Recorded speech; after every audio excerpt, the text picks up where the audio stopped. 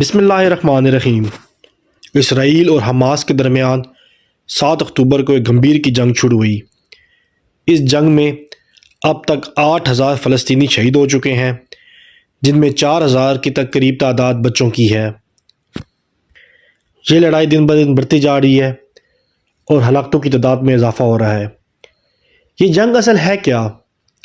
ہم یہودیوں سے، اسرائیل سے مسلمان اتنی نفرت کیوں کرتے ہیں؟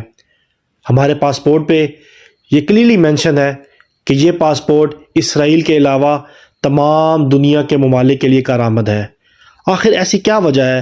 ہماری یہودیوں سے اصل جنگ، اصل لڑائی کیا ہے؟ اس کا پس منظر آپ کو آج کی اس ڈیٹیل ویڈیو میں بتائیں گے۔ اگر آپ نے ابھی تک ہمارے چینل کو سبسکرائب نہیں کیا تو سبسکرائب کر دیجئے اور بیل آئیکن کو بھی پریس کر دیجئے تاکہ آپ آنے والی ایسی ویڈیو دیکھتے رہیں۔ بیت المقدس 3 مذاہب کی مقدس جگہ ہے۔ سب سے پہلے مسلمانوں کا قبلہ دوم ہے، عیسائیوں کے لیے یسوع کی جائے ولادت ہے اور یہودیوں کے لیے ہیکل سلمان ہے۔ شروع کرتے ہیں حضرت ابراہیم علیہ السلام سے، جن کے 2 بیٹے تھے، اسماعیل اور اسحاق۔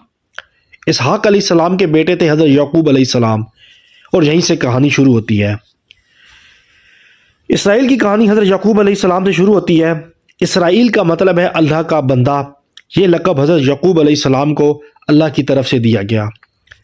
حضرت یوسف علیہ السلام جب کفیل مصر بنے تو آپ کو حکم ہوا کہ آپ اپنے تمام خاندان یعنی آل یعقوب کو مصر بلائیں اور مصر کی سرزمین کا ایک حصہ ان کے لیے مخصوص کریں، اور اللہ کی طرف سے انہیں کہا گیا کہ اے آل یعقوب، اس سرزمین میں تمہارے لیے برکتیں ہیں۔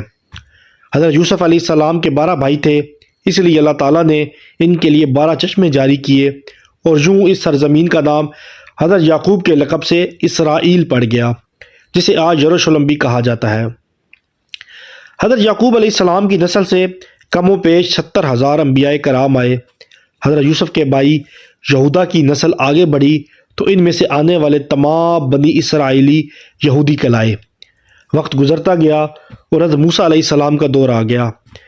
جب فرعون نے مصر کی زمین آپ پر تنگ کی تو بنو اسرائیل کے ساتھ آپ کو مصر سے نکلنا پڑا۔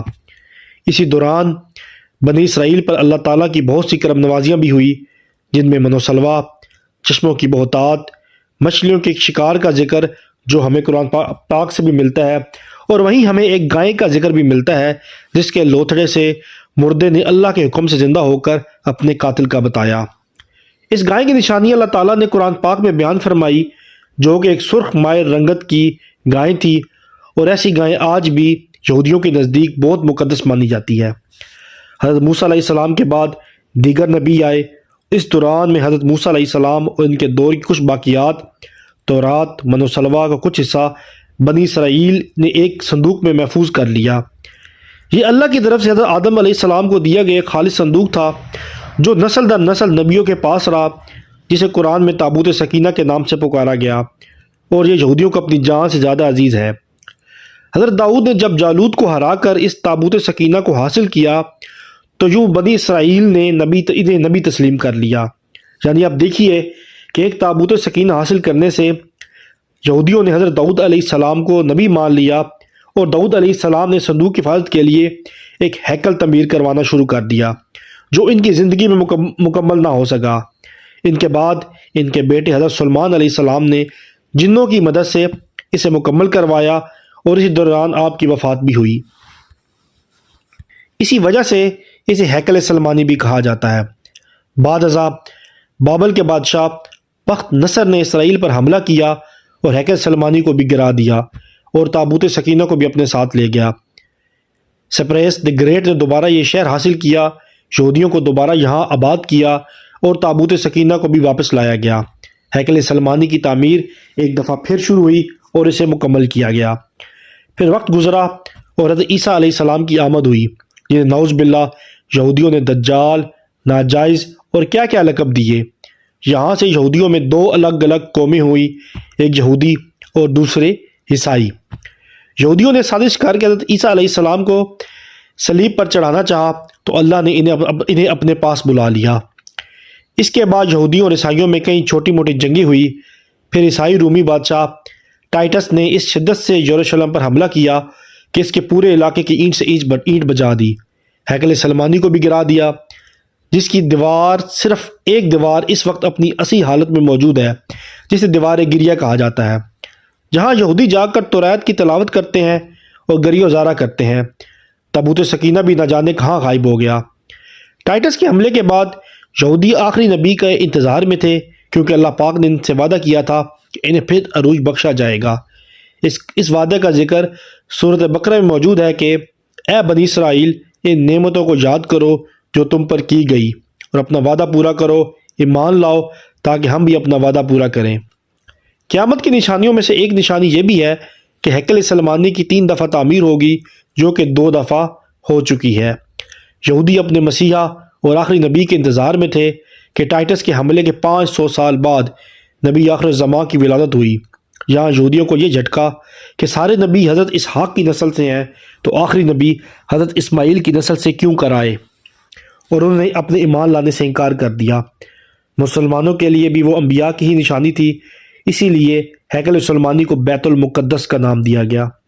اسلام کے آغاز میں یہودیوں کو قائل کروانے کی خاطر بیت المقدس کی جانب منہ کر کے نماز ادا کرنے کا حکم ہوا، کیونکہ یہودی اسی طرف منہ کر کے عبادت کیا کرتے تھے۔ 17 ماہ بعد ہماری عبادت کا رخ بیت المقدس سے بیت اللہ کی جانب موڑ دیا گیا، کیونکہ مسلمانوں کا شروع سے قبلہ اول بیت اللہ رہا، جسے پہلے حضرت آدم اور پھر حضرت ابراہیم نے تعمیر کیا۔ حضرت عمر رضی اللہ تعالیٰ عنہ کے دور میں اسرائیل یعنی یروشلم پر عیسائیوں کا قبضہ تھا۔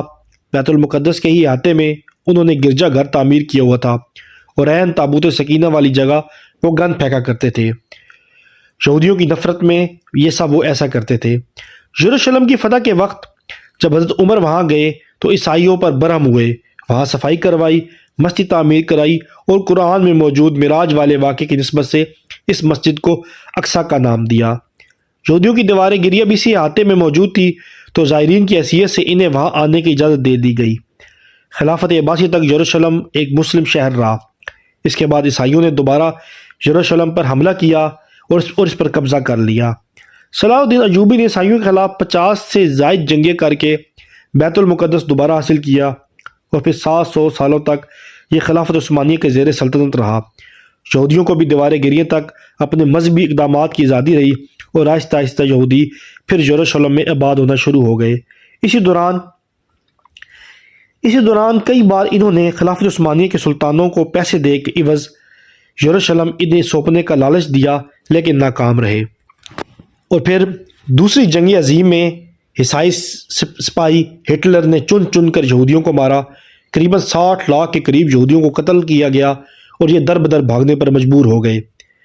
اسی دوران میں انہیں یہ اندازہ ہو چکا تھا کہ انہیں اب خود اپنی پہچان بنانی ہے، اور بائبل میں موجود یہودیوں کے آخری عروج سے قبل والی کئی نشانیاں بھی ظاہر ہو چکی تھی، اور وہ یہ تسلیم کر چکے تھے کہ ان کا آخری مسیحا اب دجال ہوگا، جس کی بدولت پوری دنیا میں ان کا دوبارہ بول بالا ہوگا۔ انہوں نے برطانیہ سے ساز باز کر کے خود کو الگ ریاست تسلیم کروا لیا۔ یوں اسرائیل باقاعدہ ایک ملک کی صورت میں دنیا کے نقشے پر ابھرا۔ پھر آہستہ آہستہ انہوں نے فلسطین اور دیگر مصری علاقوں پہ بھی قبضہ شروع کر لیا۔ عرب ممالک اسرائیل کے خلاف جنگ پر آئے، لیکن اس وقت یہ خود کو اتنا مضبوط کر چکے تھے کہ عرب ممالک اس چھوٹے سے ملک سے بھی ہار گئے۔ عیسائیوں نے بھی دیکھ لیا کہ اب ان سے لڑ کر کچھ وصول نہیں ہونا، تو باقاعدہ گرجا گھروں میں پادریوں تقریبات منعقد کی اور یہودیوں کے لیے عام معافی کا اعلان کیا۔ یوں سیاسی اور اقتصادی طور پر 2000 سالوں سے ایک دوسرے کے جانی دشمن ایک صف میں آ گئے، اور قرآن کی یہ بات بھی سچ ثابت ہو گئی کہ یہود و نصارہ ایک دوسرے کے دوست ہیں۔ یہودیوں کے عقائد کے مطابق وہ ہیکل سلمانی کی حفاظت نہیں کر پائے، اور وہ اس کو خود کا قصوروار سمجھتے ہیں۔ خود کو سزا دینے کے لیے زنجیروں اور چمڑے سے پیٹتے ہیں، اور دیوار گریہ کے پاس آہوزاری کرتے ہیں۔ وہ ایمان رکھتے ہیں تیسری بار انہیں پوری دنیا میں حکمرانی حاصل ہوگی، اس کے لیے انہیں مسجد اقصیٰ کو گرانا ہوگا، جس کی وہ تیاری کر چکے ہیں۔ مسجد اقصیٰ کے نیچے بارودی سرنگیں بچھا دی گئی ہیں۔ اس کے بعد ہیکل سلمانی کی تعمیر کر کے تابوت سکینہ کو وہاں رکھنا ہے۔ تابوت سکینہ کو بھی دوبارہ حاصل کر چکے ہیں، لیکن مسئلہ تھا سرخ گائے کا، کیونکہ ان کے عقیدے کے مطابق وہ ناپاک ہیں، اور جب تک پاک نہیں ہوتے وہ ہیکل سلمانی نہیں کر سکتے۔ اور پاک ہونے کے لیے سرخ گائے کی قربانی دینا ہوگی، وہ گائیں جس کی نشانیاں قرآن پاک میں بیان کی گئی ہیں، جو اس وقت بھی انہیں ڈھونڈنے میں مشکل ہوئی تھی۔ اب بھی 100 سال تک وہ ایسی گائیں تلاش کرتے رہے، ٹیکنالوجی کا استعمال کرتے ہوئے بچہ پیدا کرنے کا کامیاب تجربہ کیا، مگر ناکام رہے۔ پھر اس تجربے کی بدولت ویسی نشانیوں والی گائیں پیدا کرنے کی بھی کوشش کی، لیکن پھر بھی ناکام رہے۔ 2019 میں ایک امریکی ریاست سے 5 عدد ایسی گائیں ملی جن کے جسم پر سرخ رنگ کے علاوہ کوئی اور بال نہیں تھا۔ انہیں کبھی کام کرنے کے لیے استعمال نہیں کیا گیا۔ اگلی نشانی کہ ان پر کسی بیماری کا اثر نہیں ہونا چاہیے۔ پوری دنیا میں کووڈ پھیلا، مختلف جانوروں نے بھی اس کے ساتھ ٹیسٹ کیا، لیکن ان کے ساتھ کوئی بیماری کا اثر نہ ہوا۔ اس سب کو آپ جاننے کے لیے ریڈ ہائفن مسٹری آپ گوگل پر سرچ کر کے تفصیل پڑھ سکتے ہیں۔ الغرض قرب قیامت میں دجال کے ظہور والی تمام تر تیاریاں وہ مکمل کر چکے ہیں۔ اپنی مرضی کے ڈاکٹر، انجینئرز، بچے پیدا کرنا، 9D ٹیکنالوجی کی مدد سے ایک جگہ ہوتے ہوئے کئی جگہ موجود رہنا، اپنی مرضی کے موسم بنانا، جب چاہو بارش برسا دینا، چند دنوں میں پوری دنیا گھوم لینا، یہ سب دجالی نشانیاں ہیں جو آج کے دور میں کوئی مشکل کام نہیں۔ ہمارے اسلام میں بتائی گئی قیامت کی نشانیوں کی انہوں نے اتنی اچھے سے تیاری کر لی ہے کہ غرقت کے درخت لگا دیے جو انہیں پناہ دیں گے۔ باب لد جس جگہ احادیث کے مطابق دجال کا حضرت عیسیٰ کے ہاتھوں قتل ہونے کا ذکر ہے، وہ اس جگہ دجال کے فرار ہونے کے لیے ایئرپورٹ بنا چکے ہیں۔ یہ سب تو قرب قیامت کی نشانیاں ہیں، اور ہیکل سلمانی بھی بند کر رہنا ہے۔ پھر اصل جنگ ہے کیا؟ اصل جنگ عقائد کی ہے۔ ہم اپنے عقائد میں اس قدر کمزور ہو چکے ہیں کہ نماز پڑھیں یا نہ پڑھیں ہمیں فرق نہیں پڑتا۔ ہم اپنے بہن بھائی کو حق کہا کر خوشی محسوس کرتے ہیں اور فرقوں کے خرافات میں الجھے ہوئے ہیں۔ ہم فلسطینیوں کے لیے سوائے دعا اور احتجاج کے ہم کیا کر سکتے ہیں؟ کیا ہم اپنے عقائد کے اتنے مضبوط ہیں کہ ڈالر کے بہکاوے میں نہ آئیں؟ جہاں ہیں وہ اپنے ملک میں ان کے خلاف احتجاج کر رہے ہیں، لیکن ان احتجاج کے بدولت یہ نتیجہ نکل رہا ہے کہ اسرائیل نے فلسطین پر حملے تیز کر دیے۔ آج مولانا فضل الرحمان نے بلوچستان میں ایک بہت بڑا جلسہ کیا اور کہا کہ ہم اسرائیل کے ساتھ کھڑے ہیں، لیکن ہم کھڑے پاکستان میں ہیں اور فلسطینی شہید ہو رہے ہیں اپنے ملک کے اندر۔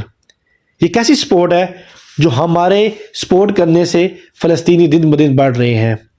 کیا ہم اپنے عقائد کے اتنے مضبوط ہیں کہ ہم یہودیوں کے مقابلے میں نکلنے والے خراسان مجاہدین کی لسٹ میں آتے ہیں، یہ بس سوشل میڈیا کے تماشائی ہیں؟